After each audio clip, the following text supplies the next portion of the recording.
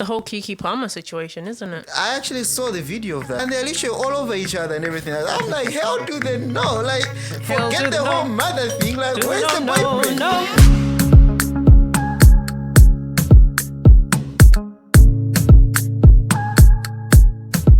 So Jonah Hill's ex-girlfriend Sarah Brady has released some text messages between herself and, of course, Jonah Hill when they were together.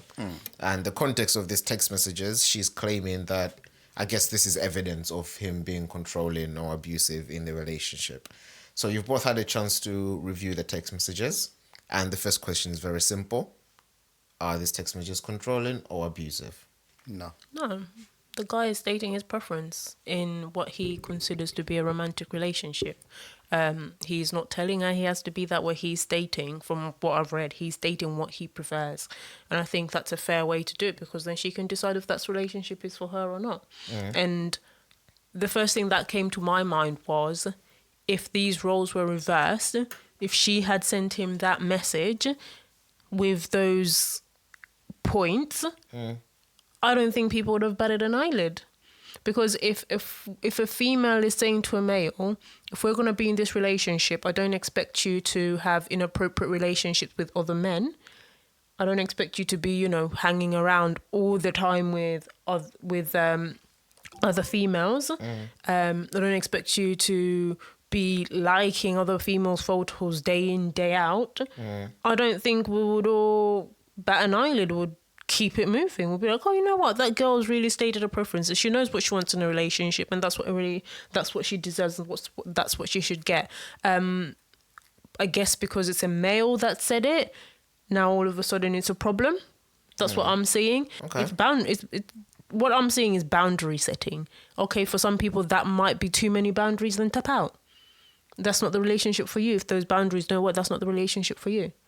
Yeah, fully agree with that. Fully agree with that. To be fair, there's a wider problem at hand here. I think for me, it goes to a wider context of that whole toxic masculinity business. I think she tried to take a shot, and she's missed. I don't think she's getting. I mean, I haven't had an opportunity to surf all the comments and what people are saying about it. But the few that I've had, I think people are reading those comments and they're like, "There's nothing wrong with this," like what Fatsani was saying, So that's one wider conversation. The other wider conversation is to do with relationships as a whole, like how we view relationships, how we enter and things like that. Because it sounds like if she has a problem with what he was saying, she makes it seem like she wanted to be in this relationship but live unwittingly anyhow. Willy-nilly, I think is what you were trying to say. Willy-nilly. No, take away the any. Trying to live willy-nilly. Live willy-nilly. There you go. Oh. But the any just anyway. Yeah, sure. It's wrong. It's false. I don't understand people that think that you enter relationships and then you can still live the same life that you live. You stay the same. You stay the same. If you are a die-hard party person, listen. If the two of you are die-hard party people, fine. That's gonna work. But even in that's going to work, you still have to meet in the middle somewhere, because you might be a diehard party till 5 a.m. and the other person might be a diehard party every weekend. You're still gonna have to find some kind of compromise. but it could be easier to understand, I guess. Yes, you still gonna have to come to meet in the middle, but I don't think those kind of people will be having these kind of like what's his name again? Jonah Hill's kind of problems, because what from what I read, what he's stating is quite, to be fair with you, it's what every man wants. If we're in a relationship, respect yourself. Don't want you around men. I don't want you around. I like the one where he's saying that I don't want you around women that are not in good places, good spaces. It's just about placing value on yourself, respecting yourself. And if you're in a relationship, it's about respecting the other person as well, and you can't be a diehard, I belong to the streets in a relationship. No, you don't. It's one or the other, and I respect Jonah for stating that, that's a man who knows, like what Fatsani saying, that's a man who knows what he wanted, and he's not saying stop going out. He's not saying, stop doing this, stop doing that. He's not saying that, you're with me. He's saying that this is what I want in a relationship. If you can't step up to those standards, go find somebody else. And what the hell what did she think was going to happen? People are going to jump behind her and be like, oh, this is not right. But some people probably have. I think that is probably the general consensus at the moment. Of course, there are people who are speaking out against it, but the general consensus is, Jonah Hill's messages do seem quite abusive, controlling, or whatever, because of the whole notion that a man cannot stop a woman from posting pictures in her underwear, for example, on her Instagram. If she's my woman, I can. If a man suggests that I don't like you posting this on your Instagram, then that is misogynistic. It's sexist. It's controlling. Then let's abusive. be misogynist. Listen, it's the whole Kiki Palmer situation, isn't it? I actually saw the video of that. Someone spoke to me about it. I saw a video of that. I'm like, wait, okay, never mind. She's the mother, but I was like, what's the boyfriend? Is in the picture? Like, what is he doing? Like, because I thought she sat on a chair or whatever, and maybe he was just doing a dance. I was like, you know what? Fair enough. It's Asha. I could get behind that. Watch the clip, and they're literally all over each other and everything. I'm like, how do they know? Like, forget the whole mother thing. Like, where's the boyfriend? No. I was like, and apparently the boyfriend was like, well, mother. I'm like, that's your problem? That's your problem? Are you not seeing how this woman is acting in front of... I was like, no, I don't care. You're both famous, man. You can't be that wild. Oh, it's Asha. No. But it's really... unfortunately, again, coming from a Christian background, it's unfortunate that the world thinks when you put those kind of things in place, when you say, this is what I want, this is what should be right, especially from a man, now suddenly you are an enemy of women. I would find it hard to meet a guy, a straight up guy with good morals, good background, forget Christian, forget religion, who is saying that, yeah, I'm happy for my girlfriend and my wife to be posting, pictures of things on Instagram. It makes me happy.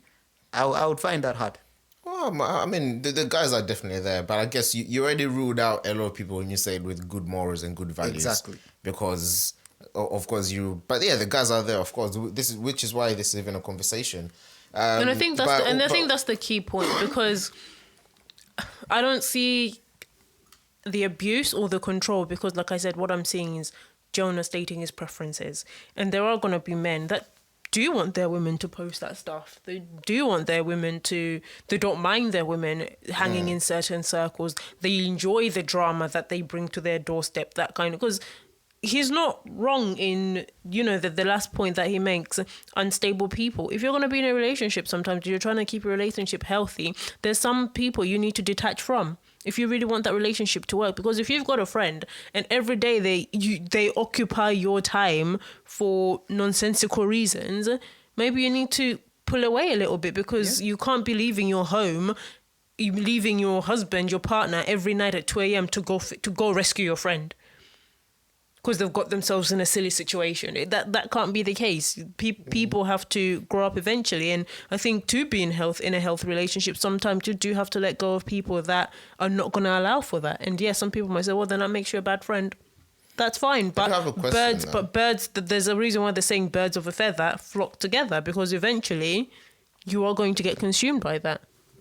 Well, I think one of the points she made was to say that these people he's calling unstable, or her friends that he's calling unstable, are the ones that he didn't like. And obviously that's the whole, or just because you don't like them, you think they're unstable. But then I guess my question is, when you're in a relationship with someone, do you have the right to not like some of their friends and to ask your partner to distance themselves from those friends that you don't like for whatever reasons? Yes, I think a conversation at least needs to be had. I think the reason matters as well, because if it's not a concrete reason, I'd be like, well, that's not a very good reason for me not to be friends with somebody. Like, you don't like the size of their feet. I'd be like, just giving something really trivial. I'd be like, well, I don't understand. But if it's a character thing, then I think I'd be more inclined to listen. Well, but if it's like, oh, I just don't like their vibe, I really don't like their vibe. But you need to explain to me what about their vibe it is that you don't like. Because vibe means something different. If it's one of them ones where you don't like their vibe, okay, fine. Is it okay for me to still be friends with them and they're just not around you? Because if it's not a close friend... Okay, you're picking my question apart without answering it. My simple question was, does a partner have the right to ask their partner to distance themselves from a friend that they don't like? And my simple answer was yes, they do. And this goes back to what relationships should be about. Yeah.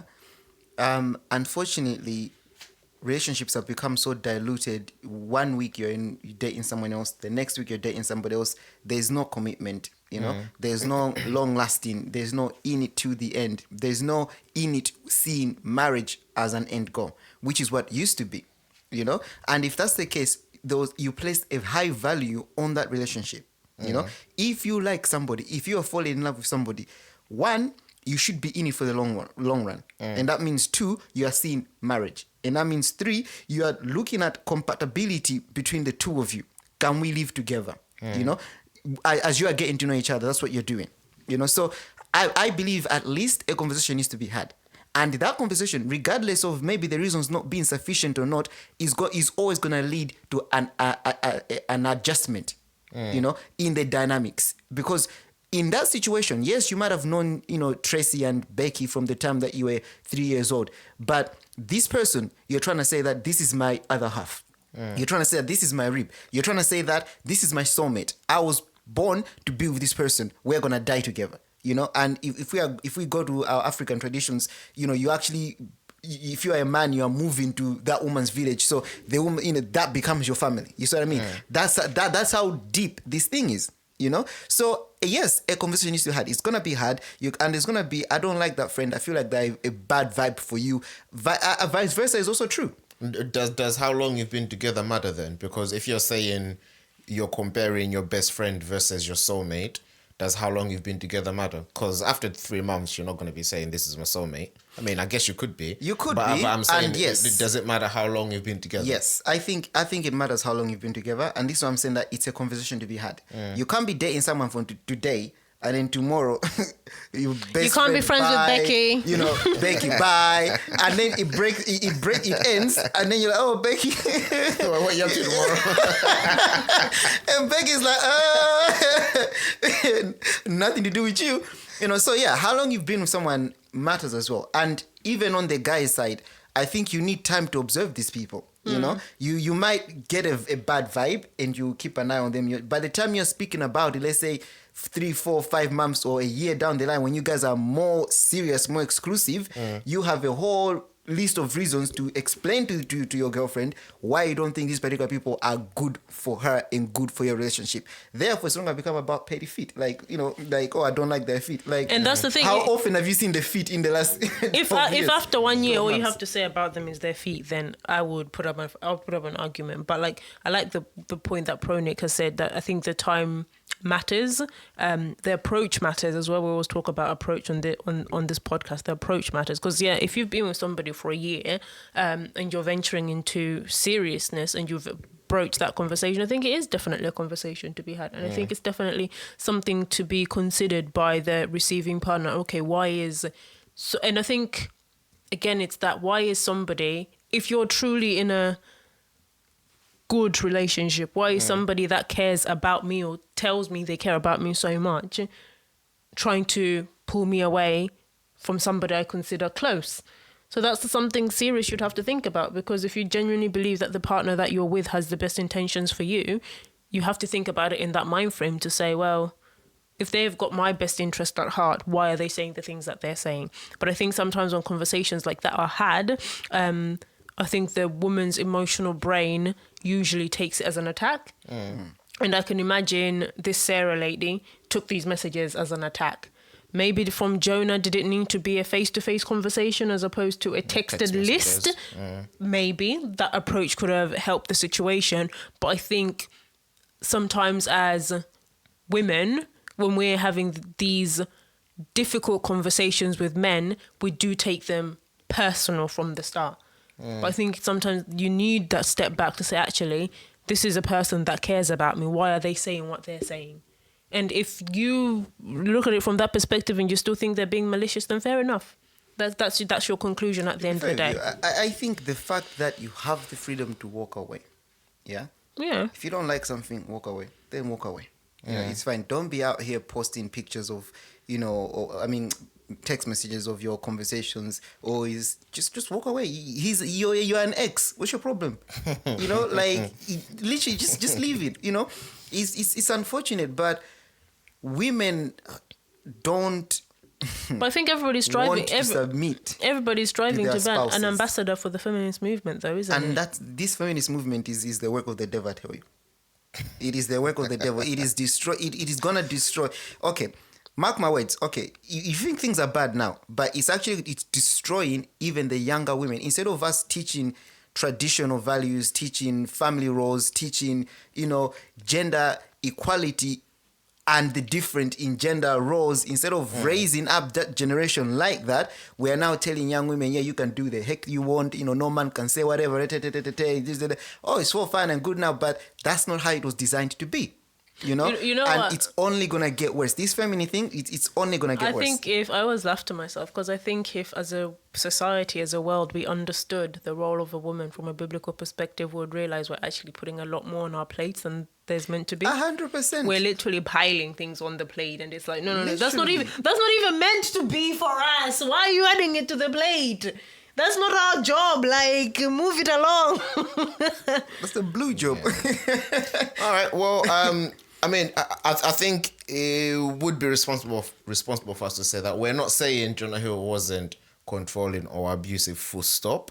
I think based on these text messages that she's released, claiming that he was, we don't think they're sufficient enough to say that he was. Well, the ones that I've read. I don't know if there's more out there. Of course, it doesn't mean that we're saying, oh, no, he wasn't, full stop. I mean, if a video surfaces tomorrow of him beating the hell out of her, we'll be back here saying, oh, yeah, he was abusive. We move with the evidence. But on the topic of these text messages, which I think if you're going to make a point, you release the cream of the cream, right? You release the text messages that you think will nail your point straight ahead. So they have to be the worst of the worst, no? If this is the evidence that she has, the creme de la creme, then yeah, I'm sorry. And a bit is just being salty. And a bit of context as well. I don't know if it matters or not, but of course we do know that Jonah Hill has just recently had a child with his current girlfriend. Congratulations, Jonah.